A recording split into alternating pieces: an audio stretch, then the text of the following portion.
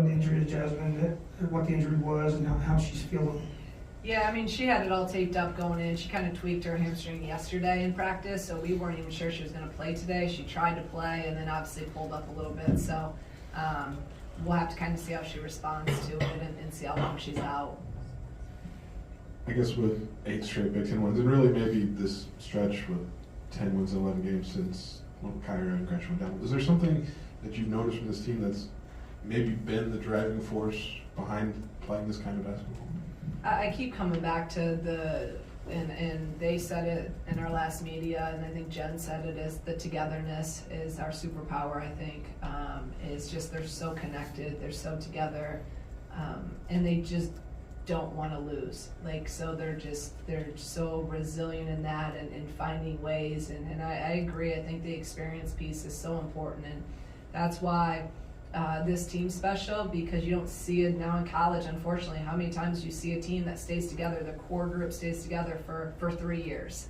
And when you do that and you have that connectiveness and the chemistry, and we've been through so much, so many good times, so many bad times, so many hard times, and when you do that, the trust builds, and those relationships are deep, and when you have that trust within, coaches and players and coaches, you get some special moments, and I think you're seeing the byproduct of that. Coach, Barry, obviously we talked about how well she played offensively, but I want to get your thoughts on defensively, how you thought she did. I thought she was so much improved. I thought she struggled the last couple games. Her and I watched film and met this week. I said I need to sit and talk to her and meet with her, and we watched it for a while, just showed everything, talked everything through, and I really just wanted her to have confidence. I'm like, Barry, you've guarded some of the best players in this league. You got to believe that you can guard anyone, and you got to believe that you can score at any moment, because I believe in you.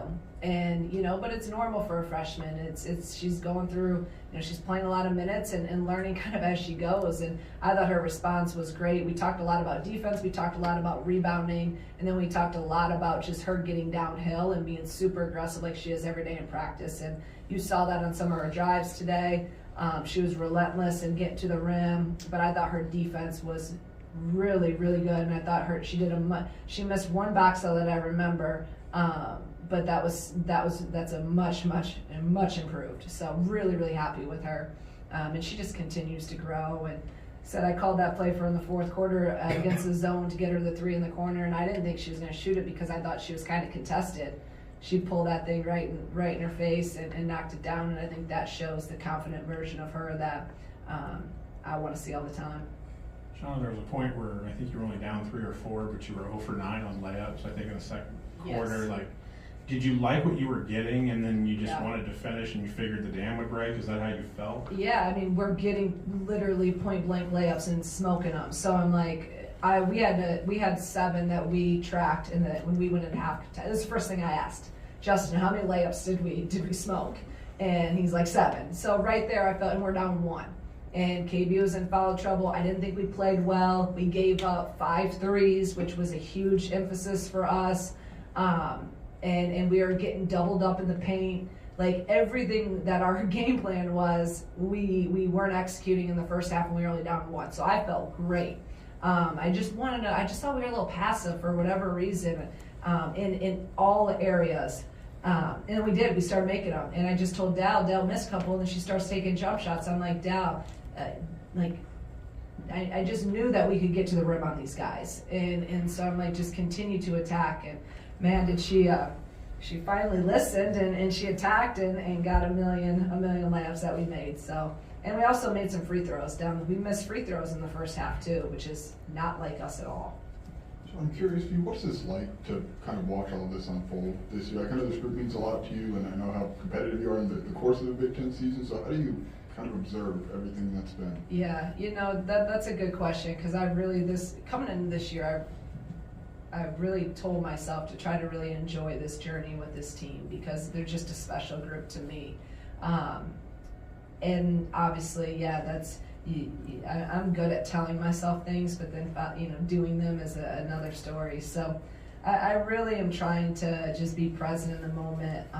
I told the team in the locker room, even in the fourth, there was moments where I just was like standing there and smiling and like, looking at some of the plays we made and they just continue to, not I say amaze, but I know what they're capable of. So it's not like it's a surprise to me, but yeah, it's been a lot of fun. And again, I tell these guys to enjoy and embrace the moments of the journey, and I'm really trying to do the same and just take in some of these moments. So you talk about this team's almost refusal to lose. Almost is it different for this group than maybe other teams you've had, and how do you maybe see it manifest itself during the course of the game?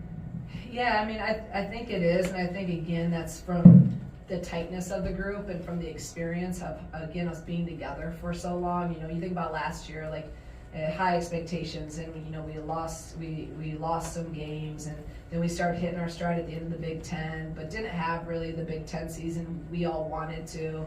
Then we catch fire and play just our best basketball at the end of the year and win a championship. And just in last season alone, I said this at the end of last year, and I still believe it. We learned so much about us, and we grew so much, even though it sucked. Like, it sucked every moment of some of those hard days. But it prepared us for the success that we had at the end of last year. And there's no doubt what we went through last year has prepared us for the moment now. And sometimes you just got to go through it. Like, it's the only thing. Like, life isn't that easy. Basketball's not like you're going to have hard times. And how do you respond and how do you stay together? Shows the true character of people and then of a team.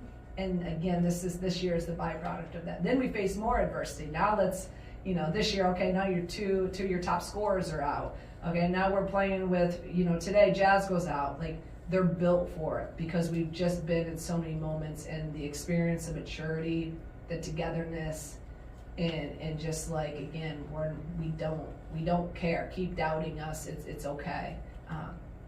No one feels sorry for us that we have 5 players, 6 players. No one gives a shit that we are hurt, right? It's just part of it. I love it. So let's keep on fighting, and let's keep on winning and proving everyone wrong. Coach, you're going to face a lot of teams with more size, obviously. They ran a ton of post-ups to Markowski inside. Is the way you defended inside, is that kind of what you'd like to do against the teams that are a little bit bigger? I mean, I think you played behind her most of the game, contested shots. Yeah, we did, and every player, again, every team has an unbelievable post in this league. So, we went into this game with the game plan like we always do, is to play behind and make her hit tough shots, and she did, because Markowski thrives off angles. We didn't give her angles, but she finished well tonight, and she had 28, but their next highest score had 7. So you can't. Someone have to score 60-some points or 50-some points if one player is going to beat you. So same thing, kind of like when we beat Iowa and Caitlin Clark. She had 34, I think, that game, but if you could hold everyone else down. Same mindset with Sarah Williams against Wisconsin. She only ended up having 14, but even Markowski, she was 9 for 20. It's not like she made a lot of those shots. Now they were, calling some of those fouls. She got 9 from the free throw line. So we don't like to give angles, and then you double these guys, you're done, because they're going to have a heyday from 3. That's why they beat Maryland by 20. They had 12 threes. They only had 6 tonight. You hold them under 7 threes, they're going to have a hard time, I think, winning. Coach, it seems like the more adversity this team has faced, the more the fan base is really starting to back up the team. How cool is it tonight to see not only the lower and the middle bowls filled up, but even a lot of people in the 200 level? Today was awesome. It was great. This in my mind is how I would want every game, if we could get it to that. It's a great, almost 6,000 here. It feels pretty full, just by having the 2 bowls, full, and they were loud. They've made a huge difference in this game. So this is kind of what I would love to have every game. If we could get around 55 to 6,000, that would be awesome. But I think that the story of this team, I think they're easy to like, right? Like, people can relate to when your back's against the wall and you just keep fighting it and you keep working, and it's And I think a lot of people just can get behind that, and I want that to, I don't want the injuries, I want to have more, I want to be healthy in the future, but all the other traits about this team and characteristics about this team is what this program is going to be built on, and what it has been built on, and what this culture will be and continue to be. You mentioned the corner three that she had in the fourth quarter. Has she been different than Gretchen as a freshman in the sense that have you had to pour into her to shoot those kind of shots, or has she kind of had the trigger mentality early on? Yeah, that's a really good question, and you know what, I actually, and this is something I'm actually a little bit, I thought I'd have to, with Barry, a little bit more, tell her to shoot more. I really don't have to. Like, her, because there's times I even watched her in high school where I wanted her to shoot more and be a little, because she's just better than ever, so I'm like, take over the game. And I think her confidence has been actually, it's been great for a freshman, and I really haven't. I'm calling stuff for her. And even the ones I'm not calling, she's that happen organically. She's confident, ready to shoot. I mean, she continues to make fourth quarter big time threes for us. And like I said, that one, I really, and we called the play. I kind of was like, I don't think she's gonna shoot it. And that thing went up, and as soon as it left her hands, I knew it was in. So she's been really confident, and I really haven't had to get on her about that. I've really only gotten on her about being more aggressive, getting downhill, and obviously defense and rebounding. And that's the hardest thing as a freshman is defense. Coach, you spoke about basically people being really working hard and the ball will find them. Were you thinking about Adalia with that play that she made down the stretch, showing the loose ball and then getting the M1? That's what I said. It's like just like I drew it up. It was a perfect play. I knew it was going to be hard to get that ball in. We only had, I think, 8 seconds to get it over. But I really believe that. I think the years that we've won championships and had special years, you get, people call it luck, whatever. You get those breaks, but you got to make your breaks, and you make your breaks by playing as hard as you can. And Dal's everywhere, and like she said, she saw that ball and she was going for it. So it's just we say it all the time: find a way, whatever it takes. We got to go 1-0, and you saw that on display today. Coach, with Jazz's status up in the air, is this like kind of a scenario where you lean on more reserves, or are you gonna stick to your 6-man rotation? Yeah, we're gonna stick to our six man. Corey's gonna be big. She's gonna have to play. We really don't have any other guards, so Corey will play more. And I was really happy with her minutes tonight. I thought she was great. She's had a couple really great practices with her. It's all about her practice. When she practices well, she plays well. It gives me confidence in her, gives her confidence. So she doesn't have to, I don't care about scoring with her, but she came in and played really good defense, and she's gonna be ready to step up. I know that.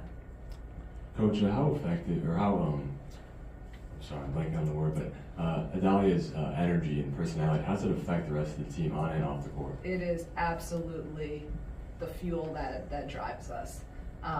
And that's where in practice, when she doesn't have many off days, it's just really amazing when I say it all the time, that is like the one person, maybe one of the one people I've ever had in my life that every day she can make me smile. That's not easy.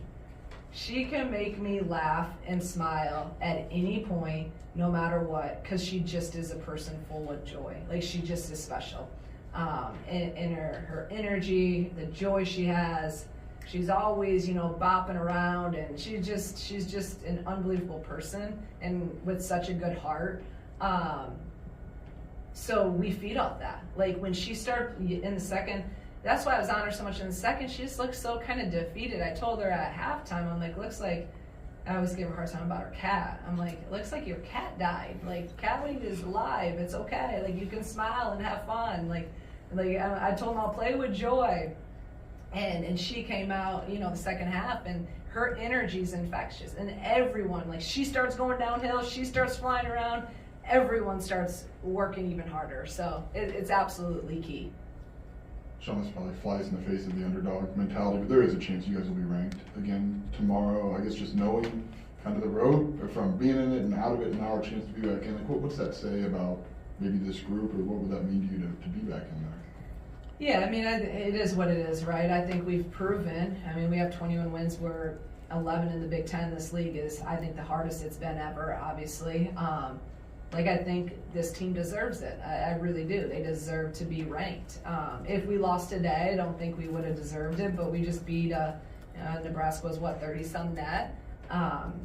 And, I think they deserve it. And then, we're going into 2 really hard games, but our thing is that, again, that's a byproduct. That's that's all the outcome stuff of we're just going to continue to lock into our process of it. But I hope they're ranked for them. They deserve it. They've worked their butts off, and I think they've earned it. More on the depth issue, do you put an emphasis on defending without fouling? How you address the foul issue without taking away aggressiveness? Yeah, it's. I mean, we talk about that even when we have full strength. We preach that all the time. Defend without fouling. We want to be disciplined, and we've done a really good job of that through our years here. I mean, KB hasn't been in foul trouble. Knock on wood, really all year. This is the first time. So I think that we do a great job of understanding. Jazz and Dal have kind of had their little patches where they've gotten in some foul trouble, but. We stress it a lot, discipline, defense. One of those lines, Dal's drawn 15 fouls in the last 2 games. Beyond the getting to the line, how critical is that for you guys to maybe stress another team's bench? Yeah, I mean, it really is. It's huge, and that's not even it's her. It's like a Markowski tonight, right? So it's usually not her primary defender. It's the big that has to come over and help because she's beating everyone off the bounce. Even tonight, they went zone because they're in foul trouble. And Dal just attacked, and she got a foul drawn on Markowski in zone. And then the big doesn't want to foul, so now we're getting more at the rim. So we've stressed it from the beginning of the year with this team, really knowing our personnel and knowing we could and knowing Dal's elite at it, but it's everyone. So from the beginning of the year, we've gotten downhill, we've gotten to the free throw line at an elite level, and it's literally won us probably, how many games this year. So it definitely stresses other teams and has gotten other teams in foul trouble. Thank you, guys.